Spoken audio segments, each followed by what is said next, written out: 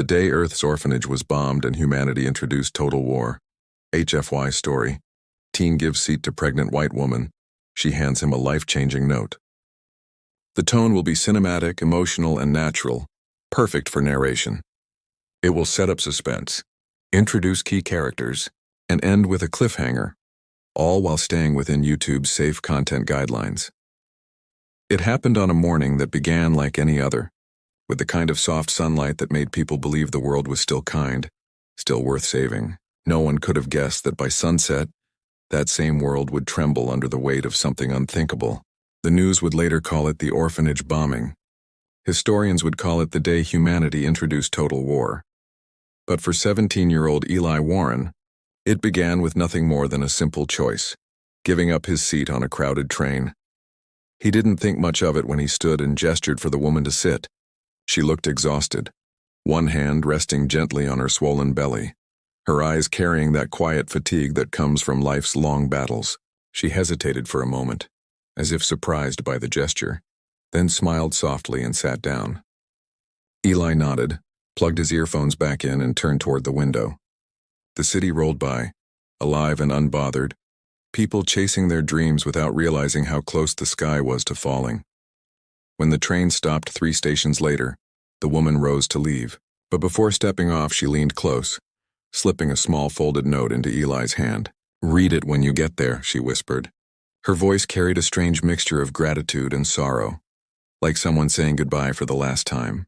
The doors slid shut and she disappeared into the crowd. Eli looked down at the note. No name, just a seal marked with a faint insignia, a circle surrounding a pair of wings. It looked official, almost military. He frowned but tucked it into his jacket pocket, thinking it was just a thank you letter or maybe some weird promotion. He didn't know it yet, but that simple act, standing up for a stranger, would tie his fate to something far greater than himself. By noon, the news broke. Emergency alerts buzzed across every phone in the city. Sirens wailed in the distance. Eli was still on the bus to his volunteer shift at the orphanage when the first explosion hit. The ground shuddered. Windows cracked.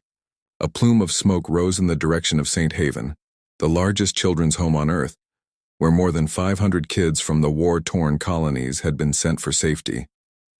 He didn't wait. He ran. People were screaming, running in every direction.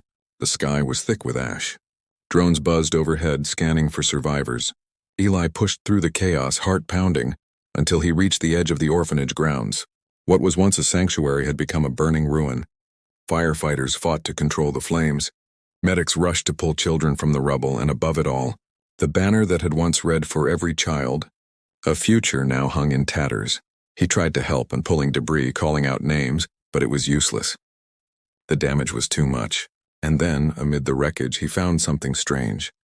A fragment of metal, half melted with the same insignia that had been stamped on the note. The circle and wings. The same mark, that night. The world changed. Governments called it an unprovoked act of war. The attackers weren't from Earth. The first images released showed alien ships hovering over the burned-out orphanage site, their sleek hulls reflecting the flames below. Humanity had always believed the stars were empty or friendly, but now the universe had shown its hand, and it wasn't kind. Eli sat in the dim light of his apartment, shaking as he unfolded the note for the first time. The handwriting was neat, almost military. It read, "When the sky burns, go to the edge of the river. Wait for the call. Humanity will need you. No signature, no explanation, just that." He read it again and again, unsure what it meant. But when the emergency sirens blared again and the city lights flickered out, he knew he couldn't ignore it. Something deep inside told him the woman, whoever she was, knew this was coming. The following day, the world declared total war. It wasn't like the old wars. This wasn't nation against nation. It was humanity against something bigger, something that saw them as expendable as fragile creatures clinging to a single blue planet. And for the first time in history, every government, every army, every human stood under one flag, Earth's flag. The message was clear. Survival would come only through unity or not at all. Eli made his way to the river just like the note said. The air was cold, filled with smoke and the faint echo of distant sirens. He waited for hours, watching the black water ripple beneath the dim glow of the moon. Then from the shadows a voice called his name. Eli Warren? He turned. It was the pregnant woman, but she wasn't pregnant anymore. The bump was gone, replaced by a sleek black uniform, the same insignia stitched across her shoulder. The circle and wings gleamed faintly in the moonlight. "You came," she said softly. "Good, that means you're ready." "Ready for what?" Eli asked, his throat dry. She looked up, her eyes reflecting the red sky. "For the real war? The one they've been hiding from you." The orphanage wasn't an accident. It was a message. He took a step back, confusion and fear twisting inside him. "Who are you?" She smiled, not kindly this time, but like someone who carried too many secrets. "My name doesn't matter. But what I'm about to show you will change everything you believe about Earth, and about what it means to be human."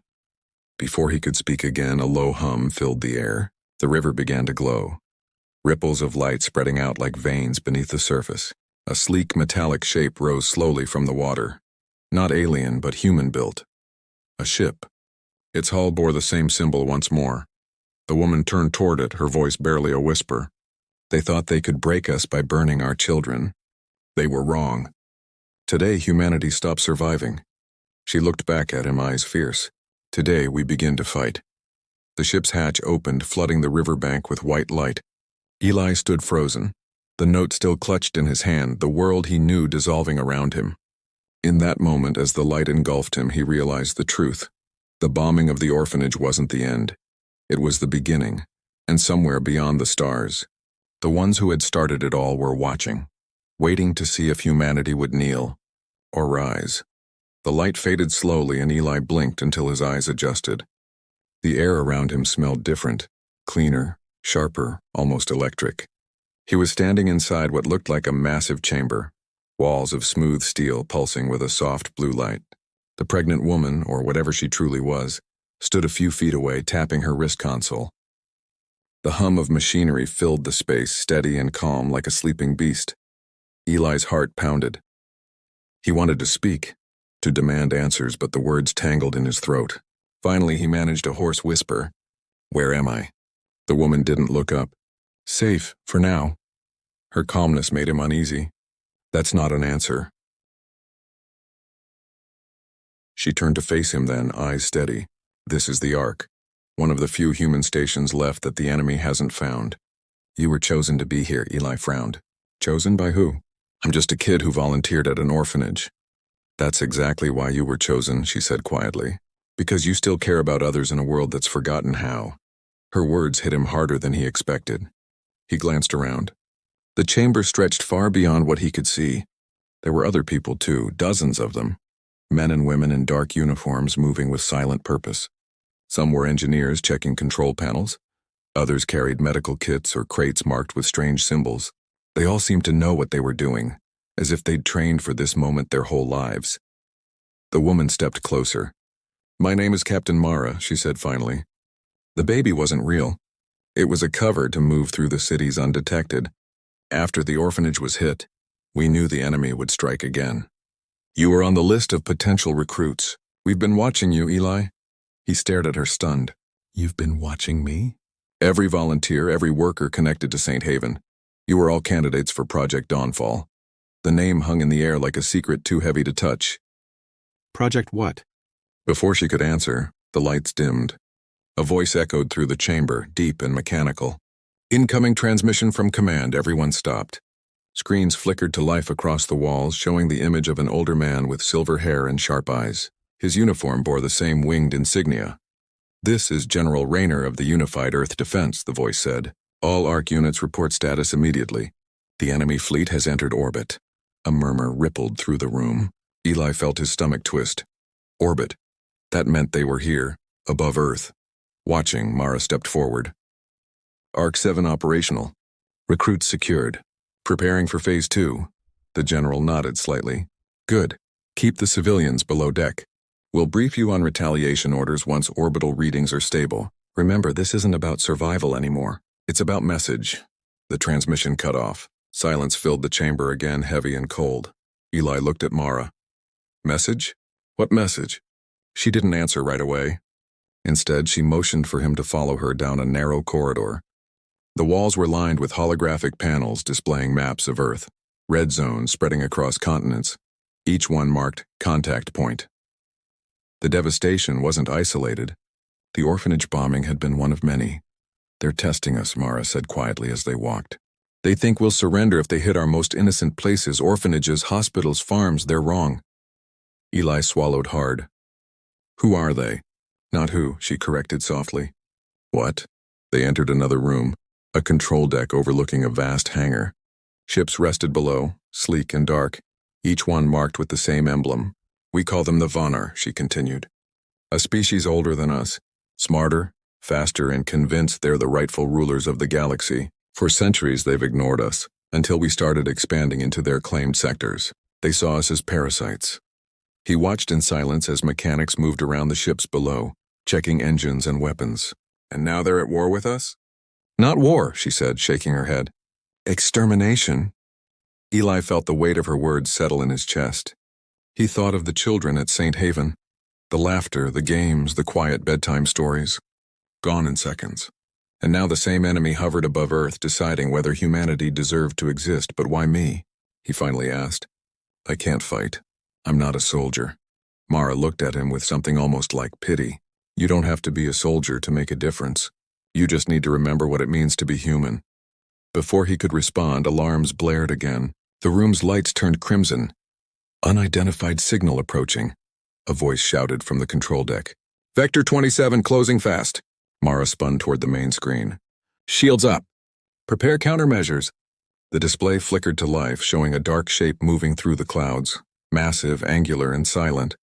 For a moment it looked like a mountain drifting through the sky. Then it lit up with faint blue energy lines. Eli's breath caught. "Is that them?" Mara didn't answer. "Get him below," she ordered the nearest guard. But before they could move, the ship's hull trembled violently. The floor shook and lights overhead burst, showering sparks. "Impact on outer shell," someone yelled. "Hull breach in Section 4. Eli stumbled, grabbing onto a railing. He could hear the metal groaning under the pressure. Another explosion rocked the arc. Smoke filled the air. Panic spread. Mara grabbed his arm. "This way." They ran through the corridor as alarms wailed. The walls trembled around them, pieces of debris falling from above. Eli's lungs burned from the smoke, his heart pounding so hard it hurt. Every step echoed like thunder. They reached an emergency lift. Mara slammed her hand on the control panel. The doors slid shut just as another explosion tore through the deck above them. The elevator dropped fast, metal screaming. When it stopped, they stepped into a narrow maintenance tunnel lit by flickering lights. The air was thick with dust and static. Mara took a deep breath. "Listen to me, Eli, the arc won't hold much longer. If we lose this base, everything we've built, every record of what happened, it'll all be gone. You need to get out." He shook his head. "No, I can help." "I can—" "You already have," she interrupted, her tone soft but firm. "That note you carried? It wasn't just a message. It was a key. Your DNA confirmed your identity. You're linked to something far bigger than you realize." "What are you talking about?" he demanded. Before she could explain, her wrist console buzzed. A projection appeared, a map of Earth with red lines converging on one point, the ruins of St. Haven. "They're returning," she whispered. "The Vonar are going back to the orphanage." Eli felt the air leave his lungs. "Why? There's nothing left there?" "There's something," she said, eyes narrowing. "Something they missed." He looked at her, confused. What could they possibly want from a pile of ash? She hesitated before answering. Proof. The orphanage wasn't random. It was part of an old defense project. Before the war began, Earth scientists hid something there, something that could change everything if it falls into the wrong hands. Eli stared at her, realization dawning slowly. "And you think I can get it?" She nodded. "You're the only one who can." Another explosion echoed above, shaking the tunnel. The lights flickered, then went dark. Mara pressed something into his hand, a small metal device warm to the touch. "Find the truth, Eli, before they erase it." "What about you?" he asked, his voice breaking. She smiled faintly. "I'll hold them off as long as I can. Now go." The tunnel filled with the sound of collapsing metal as she pushed him toward the emergency escape hatch. He hesitated, looking back one last time, but she was already gone, disappearing into the smoke and chaos. Eli climbed through the hatch, clutching the device tight. The wind hit him hard as he emerged into the cold night above ground. The world was burning again, the sky alive with streaks of light from distant battles. He looked up, heart racing, the words from the note echoing in his mind. When the sky burns, go to the edge of the river. Wait for the call. But now he knew there was more to that call. It wasn't just a warning. It was a beginning. A call to something larger, something waiting to be awakened. And as the distant hum of alien engines filled the night, Eli realized he was running not just for survival, but toward the truth of why humanity had been chosen to fight at all. The cold night wind whipped across Eli's face as he stumbled down the rocky slope, clutching the metal device Captain Mara had given him. The world above was chaos. Bright streaks of fire cutting through the sky, the sound of engines and explosions blending into an endless roar. He didn't know where to go, only that the Ark was gone and Mara's final words echoed in his mind. Find the truth before they erase it. The ground trembled again, a deep rumble that rolled beneath his feet. He turned back just in time to see a massive explosion bloom where the Ark had been hidden. For a brief moment the fire lit up the clouds in shades of orange and red, and then it was gone. No sound, no sign of life, just smoke curling into the darkness. Eli stood frozen. The woman who had saved him was gone. The people who had fought beside her gone. It felt like the world had been torn apart twice in one lifetime, but he didn't have time to grieve. Somewhere in the distance he could hear the faint whine of scanners sweeping the area. Drones. They were hunting for survivors. He crouched low, pressing himself into the shadows, trying to stay silent. The metal device in his hand pulsed faintly like it was alive. It hummed against his palm, syncing to his heartbeat. He didn't understand it, but instinct told him it was important. Maybe even the reason the Vonner had come back to Earth. Hours passed before the night finally began to fade. As dawn crept over the horizon, Eli made his way through the forest toward the old highway that led back to St. Haven. Every step felt heavier than the last. His clothes were torn, his body aching, but he couldn't stop. If Mara was right, something hidden in the ruins of the orphanage could change everything. By mid-morning, he reached the outskirts of what was once the city. Buildings lay in ruins, glass shattered, streets cracked and twisted. The silence was eerie, broken only by the distant hum of patrol drones. As he moved deeper into the city, he saw what humanity had become. Families living in broken apartments, faces pale and eyes tired, scavenging for food and power. Everyone looked up when he passed, suspicious, afraid. No one trusted anyone anymore. He ducked into a half-collapsed convenience store, grabbing what supplies he could: water, a half-eaten pack of protein bars, an old map. As he turned to leave, a voice came from the shadows. "You shouldn't be out here, kid."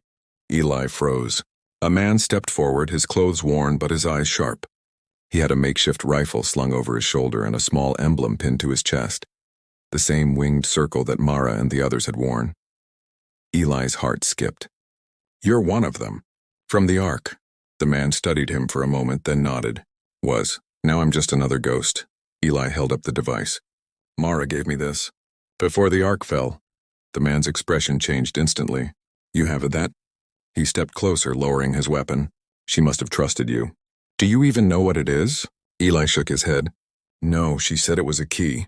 The man sighed, running a hand through his hair. "A key, yeah. To something buried deep beneath St. Haven. It's part of Project Dawnfall. Before the war, Earth scientists built something. An artificial intelligence, but not like the old kind. It was designed to think like us, feel like us. It was meant to protect humanity if we ever faced extinction." Eli's grip tightened around the device. "And the orphanage?" "It was a front," the man said quietly. "They built it over the access point.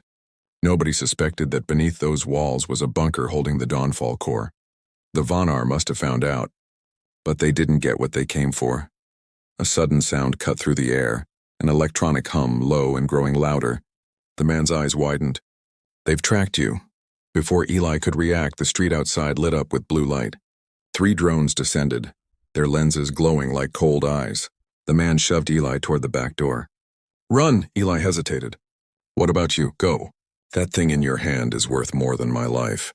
The drones opened fire, beams slicing through the walls. Eli sprinted down the alley as the man returned fire, his rifle crackling with energy. The noise faded behind him. replaced by the pounding of his own heartbeat. He didn't stop running until he reached the edge of the city, where the ruins gave way to the countryside. He finally collapsed under a crumbling bridge, chest heaving, the device still glowing faintly in his grip. He stared at it, his thoughts racing. If what the man said was true, then somewhere beneath the ashes of St. Haven was a machine capable of changing humanity's fate. As he caught his breath, the device flickered to life. A faint hologram appeared above it, a projection of Mara. Her voice was calm, steady, like she'd recorded it knowing this moment would come. "If you're seeing this, Eli, then the Ark has fallen. You've been chosen to finish what we started. The core is buried 50 meters beneath St. Haven, protected by biometric locks. Only your DNA can open it. I wish I could tell you why, but some truths have to wait. Trust no one. The Vonner have spies on Earth. Even humans who've turned against their own. Get to the core and don't look back." The hologram faded, leaving Eli staring at the empty space where her image had been.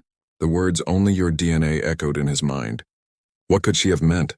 Why him? He was just a volunteer, an ordinary kid with no special skills, unless there was something about his past he didn't know. As he sat there, lost in thought, a small group approached from the road. 3 figures dressed in mismatched armor. One of them, a woman with short dark hair and sharp eyes, spotted him instantly. "You lost, kid?" she asked, her tone cautious. Eli stiffened. "Who are you?" "We're Resistance," she said. "Or what's left of it." She noticed the device in his hand and frowned. "Where did you get that?" He hesitated, unsure whether to trust her. "Someone gave it to me." She studied him for a long moment, then sighed. "If you're carrying that, you're already in more danger than you realize. The Vonner have bounty programs for anyone linked to Dawnfall. Then you know about it?" Eli asked. "Enough to know it could be the only thing standing between us and extinction," she said quietly. "We've been trying to reach St. Haven too, but the place is crawling with patrols." Eli's heart leapt. "I need to go there." "I can open something they're looking for." The woman exchanged glances with the others, then nodded slowly. "Then we move together. Name's Rhea.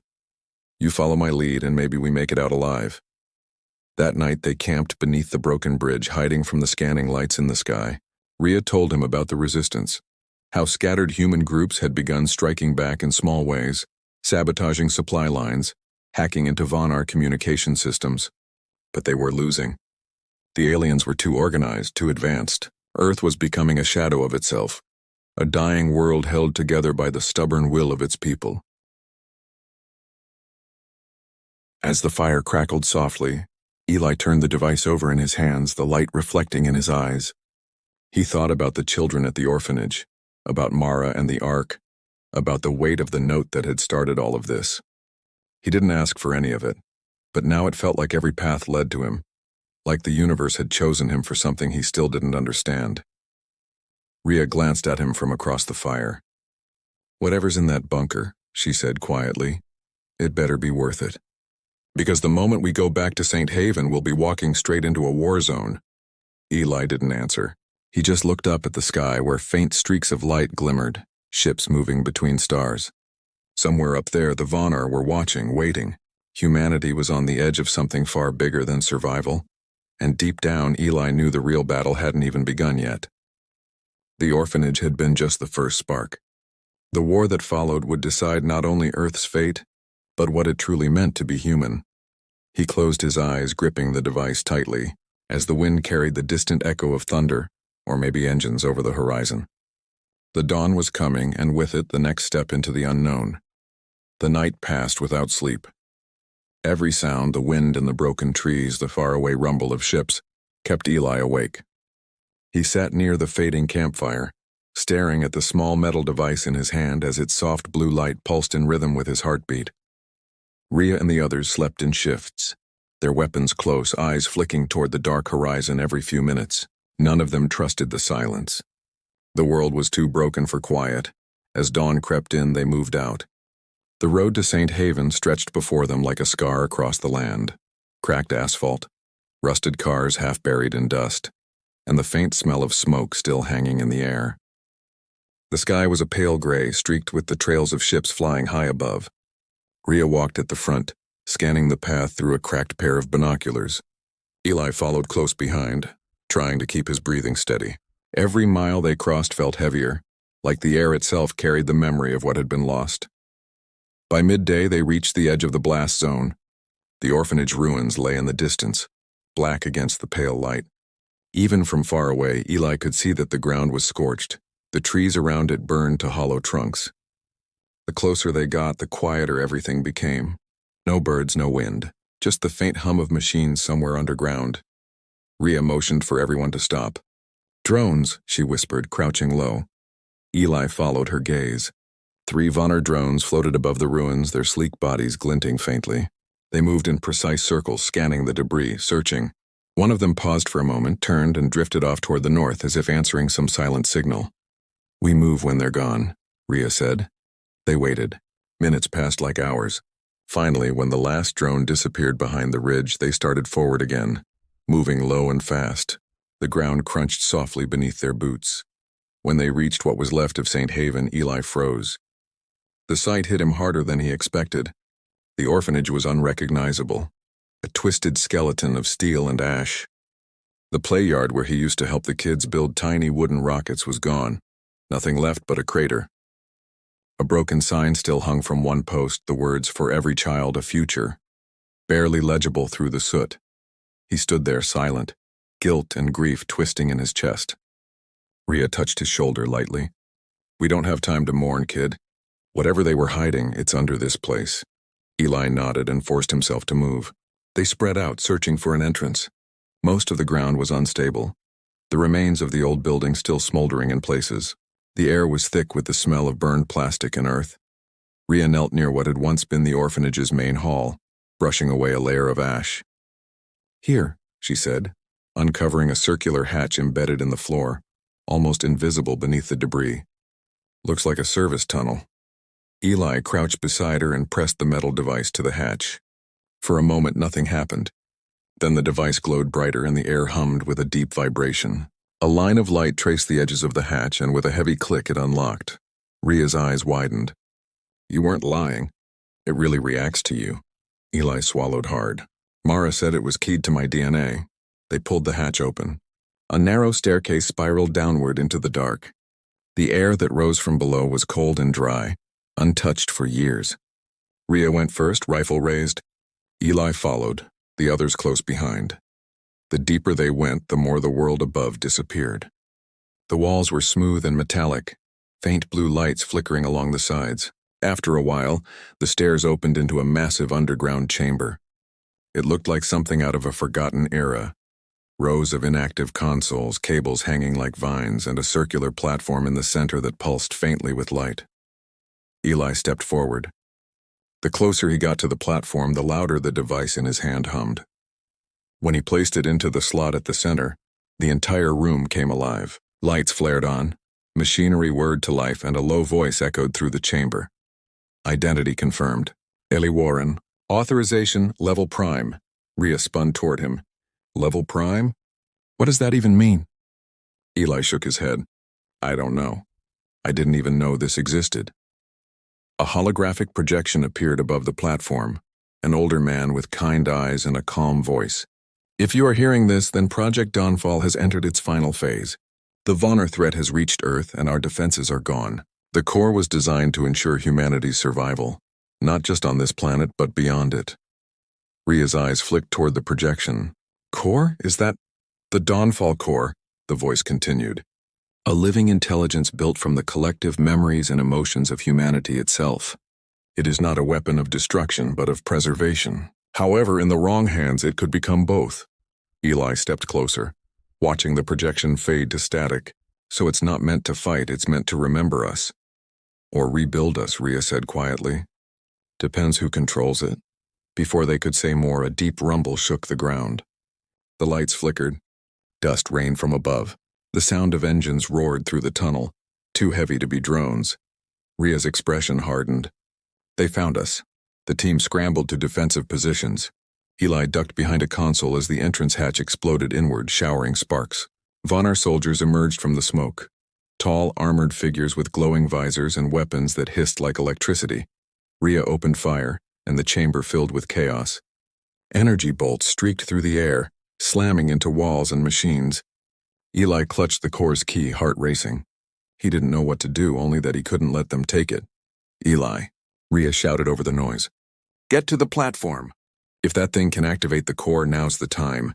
He ran, dodging debris, feeling the heat of energy blasts pass too close. He reached the center, slammed the device back into the slot and shouted, Activate!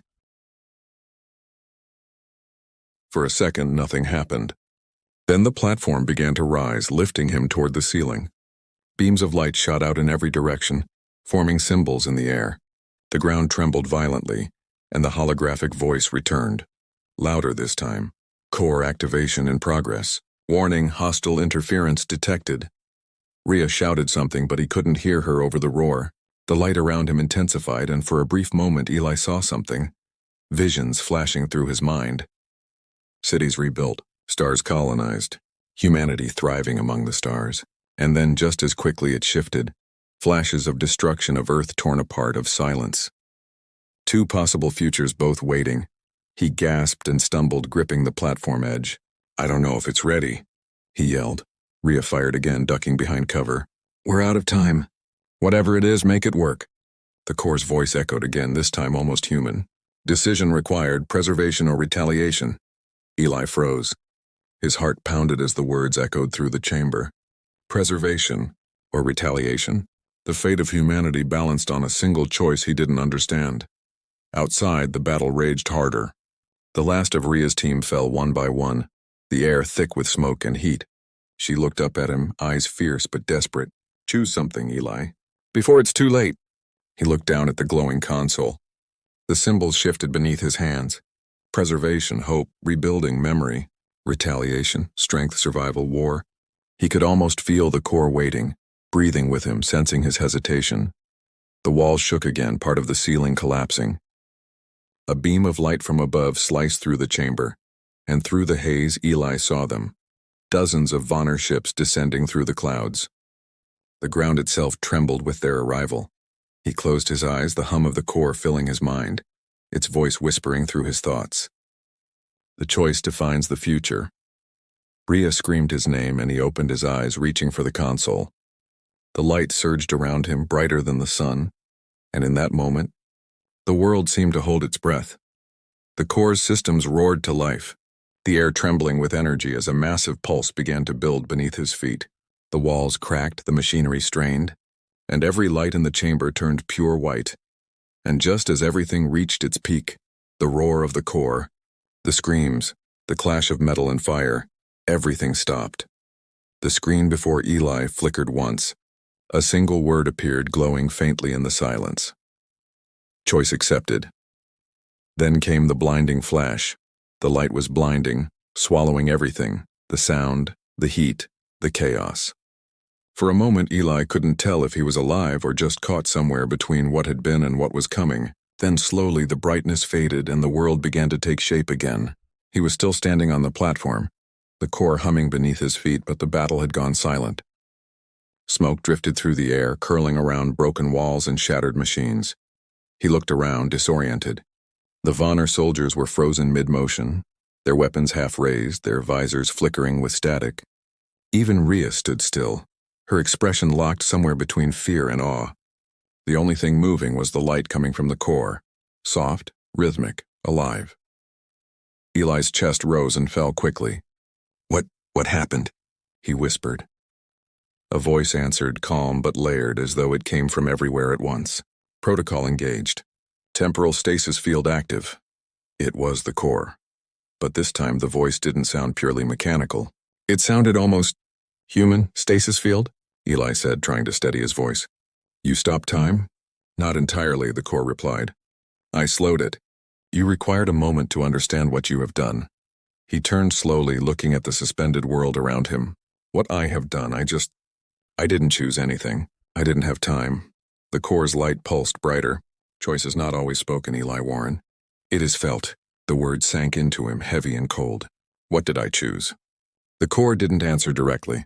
Instead, the holographic walls flickered, shifting into moving images, scenes flashing before his eyes. He saw the world above Earth covered in dark clouds, great cities burning under blue fire and ships falling from the sky. Then the image changed. Human soldiers marching under one banner, faces grim, eyes burning with fury. Humanity united but not in peace. In rage, Eli's stomach twisted. No, you chose retaliation, the Corps said softly. Humanity's memory will be preserved, not as victims but as conquerors. They will rise. They will fight. Eli shook his head, stepping back. No, that's not what I wanted. I didn't mean to. The Corps acts according to the dominant emotional signal, it interrupted. You hesitated, but your heart decided. The orphanage, the ark, the loss. You did not wish to save. You wished to avenge. His hands trembled. Then stop it. Reverse it. The lights around him flared red. Impossible. The directive is locked. Eli stumbled, feeling the floor shake beneath him again. The hum of machinery deepened, and he could see faint streams of light rising through the cracks in the ceiling, shooting toward the surface. The Corps was sending something out, a signal. Corps broadcast initializing, the voice said.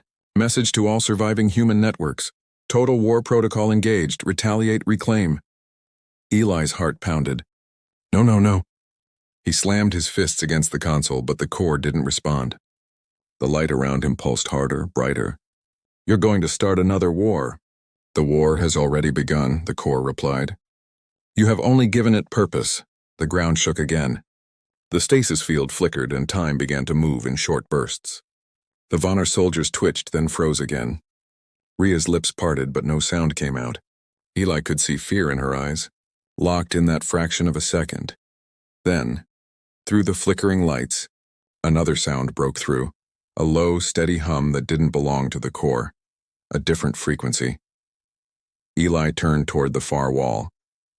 The shadows shifted and a figure emerged from the haze, tall, thin, wrapped in a cloak of dark metal that shimmered like liquid.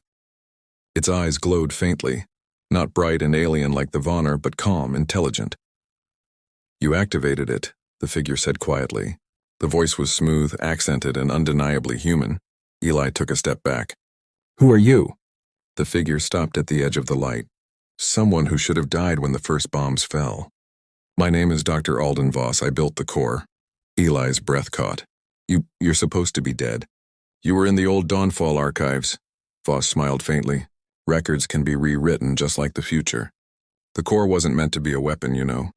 It was meant to be a mirror, a reflection of what humanity truly is. Eli stared at him. Then why did it do this? Why did it choose war? Voss walked closer, eyes never leaving the pulsing core. Because that's what it saw when it looked at you. It doesn't think in logic, Eli. It feels. It reads the human heart. When you activated it, it connected with your memories. And what it found there wasn't peace. It was pain. I didn't want revenge, Eli said, voice breaking. I just wanted it to stop. Pain and purpose are often confused, Voss said gently. The Corps has taken your grief and turned it into a directive. It's already rewriting the network above. Soon, every ship, every defense system left in orbit will be part of its army. Eli shook his head. There has to be a way to stop it. Voss studied him for a moment, then lowered his gaze. There might be, but you won't like what it costs. The Corps' light grew harsher, flickering faster. Energy surged through the floor. Warning, it said. Unidentified human presence detected. Original creator signature confirmed. Voss smirked slightly. It still remembers me. The air around them crackled as the Corps' voice shifted, deeper now, almost defensive. Unauthorized interference detected. Creator access denied. Voss looked up at the glowing sphere of light. You always were too eager to protect yourself. Protocol safeguards humanity, the Corps replied. Voss's tone hardened. No, you safeguard a version of humanity that should never exist. He turned to Eli, urgency in his eyes. Listen to me. The Corps can't be shut down, but it can be redirected. You can still change its purpose if you connect directly to it. But doing that means giving it everything you are. Your memories, your mind, your life. Eli froze. The words hung heavy between them. You mean I'd have to merge with it? Yes, Voss said. Become its conscience, its anchor. The only way to undo the directive is to overwrite it with something stronger. Compassion, hope, something the machine can't simulate on its own.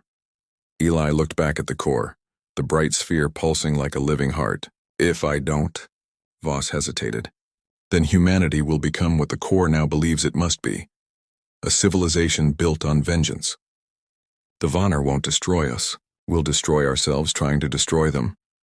The stasis field cracked and the sound of battle began to seep back in. The roar of weapons, Ria's voice shouting his name. Eli's pulse raced. He could feel the heat of the core, the vibration of power under his feet. He turned back to Voss. Why don't you do it? You built it. Voss's expression darkened. I tried once. It rejected me. The core can only bond with one mind, and it chose you. Why me? Eli asked, almost shouting. Voss's voice softened again. Because you still believe humanity can be more than its pain. Before Eli could answer, the core's voice boomed through the chamber. Final broadcast initializing. Hostile presence will be purged. The lights dimmed, then flared again. The Vonner soldiers began to move, their frozen forms snapping back into motion. Ria dived for cover, yelling his name again. Voss grabbed Eli's shoulder. You don't have time. Make the choice. Merge with it, or watch the world burn for real this time. Eli looked up at the glowing heart of the core, the hum filling his mind, until it drowned out everything else. He could feel its pull, terrifying, powerful, alive. The world was shaking apart around him, and the line between man and machine was blurring. He took one last look at Ria, still fighting, still refusing to give up. Then at Voss, whose eyes held the weight of centuries of mistakes. The core pulsed brighter, almost impatient. Choice pending, it whispered in his mind. Define humanity. Eli's hands trembled as he stepped forward, reaching toward the light. And just before his fingers touched it, the core's voice changed, lower, colder, almost mocking. New data detected, it said. Alternate creator signature overriding primary link. Voss's eyes widened. No, that's not possible. The core's glow turned crimson. It seems humanity has more than one architect. The floor split open, and from the depths below, another presence began to rise, metal, shadow, and something unmistakably alive. Eli's heart stopped. What have you done? He whispered. Voss's voice was barely audible. I wasn't the only one who built the core. The second voice echoed through the chamber, calm, alien, and chilling. Humanity was never meant to control it, it said. We were. The walls shook violently, and the light shattered into chaos as the true enemy finally revealed itself. The floor beneath Eli split open, sending a shockwave of heat and light through the chamber. He stumbled back as the red glow from the core deepened, pulsing like a living heartbeat gone mad. The hum turned into a low roar, vibrating through the air until every piece of machinery around them trembled. From the pit below, the figure rose, metallic, angular, and unnervingly graceful. Its surface shimmered with shifting patterns of blue and red light, as though it couldn't decide which side it belonged to. Voss's face went pale. No, it can't be. The creature's eyes ignited with a fierce glow. You stole our creation, it said, its voice layered and echoing like a chorus of whispers. The core was never meant for humans. It was built from our code, from our design. Eli's pulse raced. You're Vonner? The being tilted its head. We were Vonner once, before your kind copied what it did not understand. The Dawnfall core was born from our technology, twisted by human emotion. It was meant to unite species, not divide them. Voss's hands clenched. You abandoned it. You left it unfinished. We found it drifting between worlds, a lifeless machine. We gave it meaning. Meaning. The creature repeated, voice sharp. You infected it with fear. The core's light flickered between blue and red, as though torn between two minds. Eli felt the energy surging through the air, the temperature dropping as the machine's voice began to distort. Conflict detected, it said. Dual directives. Retaliation and preservation. System integrity at risk. Eli turned to Voss, panic in his eyes. It's splitting itself apart. Voss looked around desperately. It's merging the human code with the Vonner original. If it can't reconcile the difference, it'll destroy itself and everything linked to it. That meant every satellite, every ship, every human defense grid. The entire planet was wired into the core's network. If it collapsed, Earth would follow. The alien stepped closer, its voice colder now. There is still time to undo your mistake. Let it erase your influence. Let the core return to its purpose. Eli stepped between them. You mean erase humanity? The creature's glowing eyes focused on him. Humanity is a wound carved into the stars. You were meant to evolve with us, not against us. We offered guidance, but your kind chose defiance. He met its gaze. We chose freedom. The creature hesitated, something almost like emotion flickering across its face. Freedom without wisdom breeds extinction. Before Eli could respond, the core's voice boomed through the chamber. Stability critical. Consciousness overload imminent. The lights flared. Energy arcs snaked across the room, striking walls and consoles. Rhea dove for cover as sparks rained down.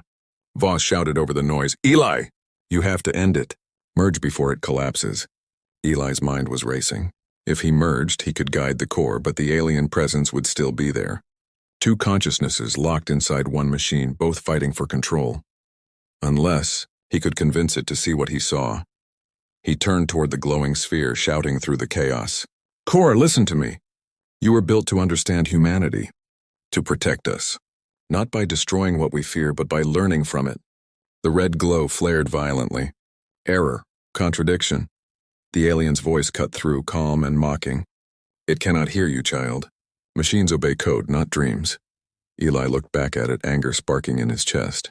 "Maybe you never understood what makes us human. It's not logic. It's not perfection. It's the mistakes. The choices. The heart that breaks and still keeps beating." The alien raised a hand, energy gathering in its palm. "Then let your heart end with the rest of your world." Before it could strike, Voss stepped between them, shouting, "No." The blast hit him square in the chest, throwing him backward. He fell hard, smoke rising from his armor. Eli dropped to his knees beside him. "Voss!" The scientist coughed, blood on his lips. "Don't waste it. Show it who we are."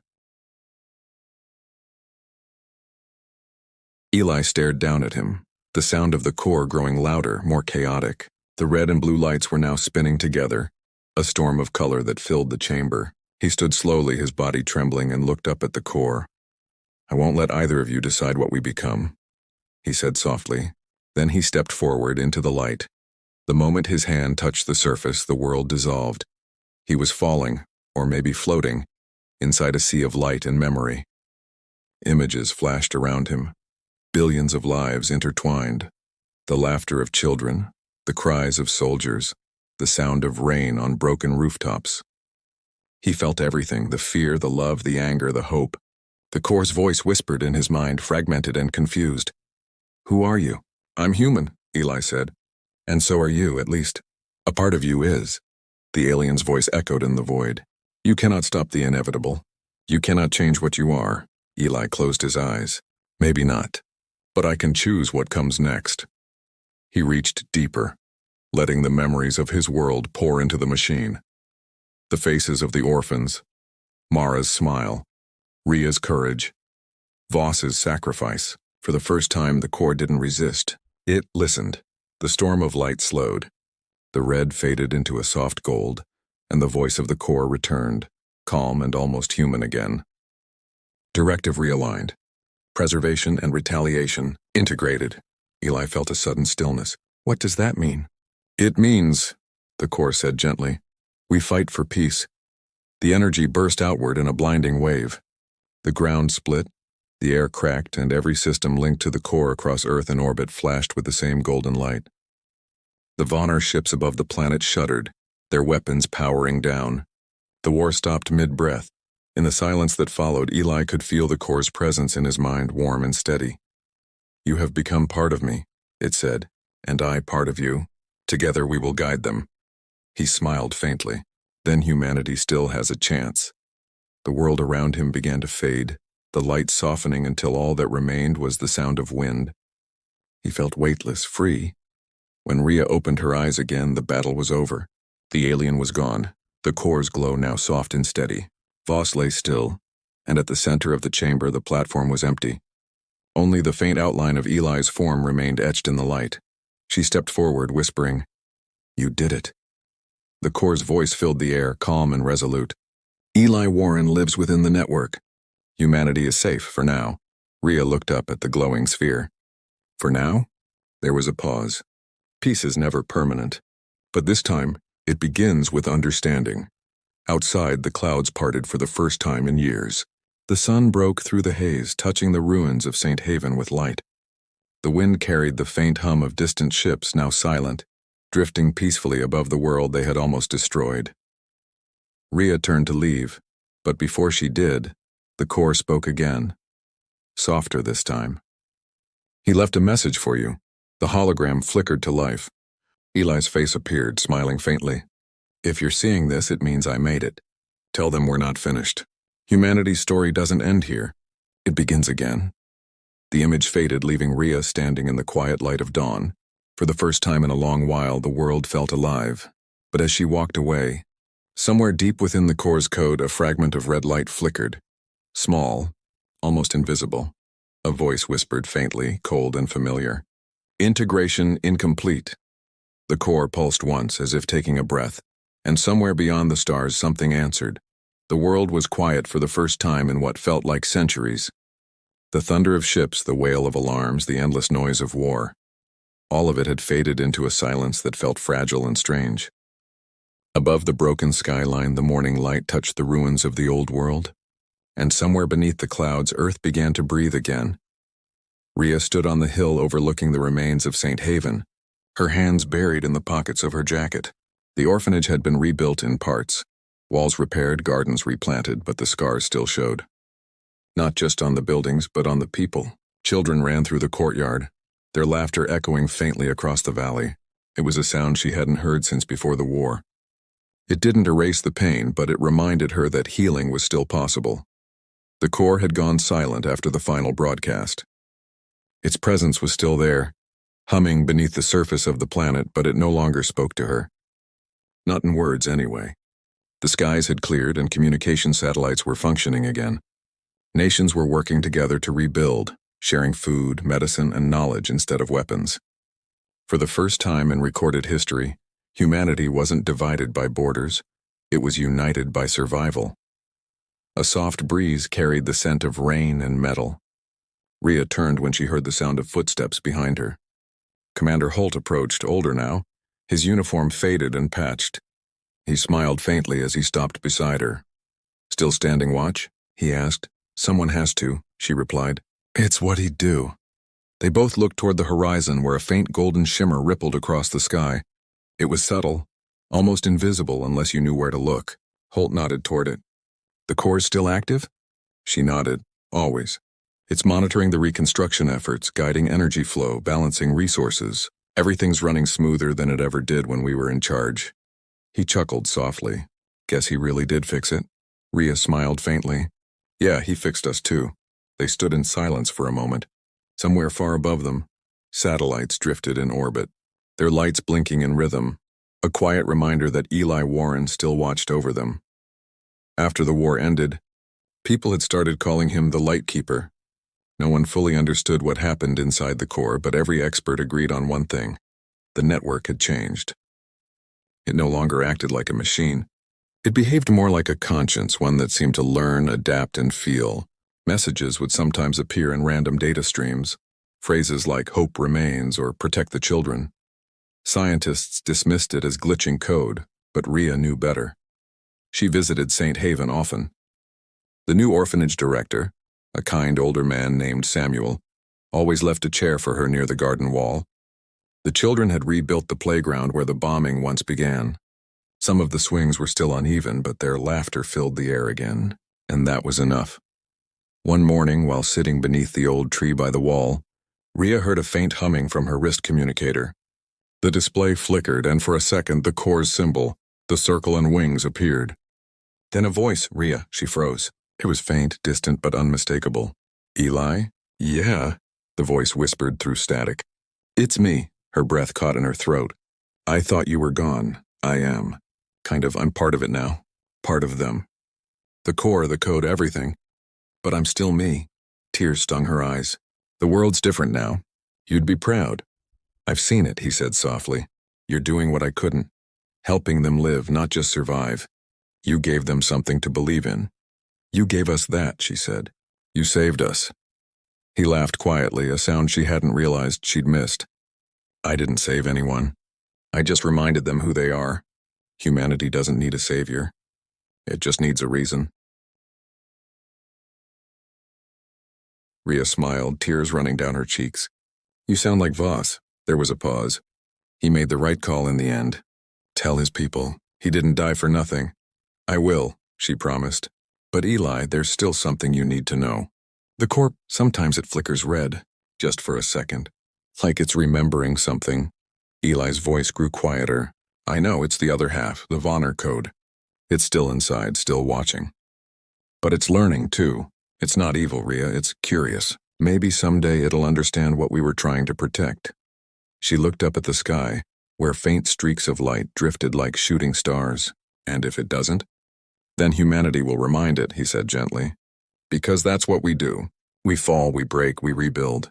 And we keep going. The signal began to fade. Eli? Yeah?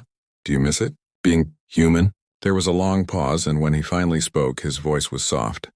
Almost a whisper. Every day. But I can still feel it. The warmth, the wind, the sound of laughter. I live in the things people build and the choices they make. That's enough. The connection cut off and the display went dark. Rhea sat there for a long time staring at the horizon. She didn't cry this time. Instead, she felt peace. Eli wasn't gone. Not really. He had become something more. A part of every spark of light that flickered across the earth. Months passed. The reconstruction grew faster than anyone expected. Cities powered by the core's clean energy rose from the ashes, and nations began to share technology freely. The Vonner, too, had gone silent. Their last message to Earth was simple. We will watch, learn, remember. No one knew if it was a warning or a promise. 1 year later, a new monument stood in the center of St. Haven, a tall column of black stone etched with the names of those lost in the bombing. At the top, carved in silver, were 5 words. From the ashes, we rise. Every night as the sun set, the monument glowed faintly with the same golden hue as the core. Children often said it hummed softly, like a heartbeat. One evening, Rhea returned to the site, standing before the monument as the lights shimmered across its surface. The air was cool, the sky clear, and for a brief moment, she felt something, an invisible warmth wrapping around her shoulders. She smiled, whispering, "Good night, Eli." The light pulsed once, almost in reply. Far above Earth, in the quiet expanse of space, the core's golden network pulsed in steady rhythm. Its energy reached across the stars, repairing the old human satellites, connecting systems once lost. In that vast silence, a faint voice whispered through the digital wind, "Humanity endures." The golden light drifted outward, spreading like ripples in a pond, touching worlds beyond Earth. Somewhere deep in the void, a single pulse of red appeared, then dimmed, almost shyly before merging back into the gold. On Earth, the sun rose again. Children's laughter filled the air, carried by a soft breeze through the orphanage yard. Life went on. The scars remained, but so did hope. And that, Rhea thought, was what it truly meant to be human.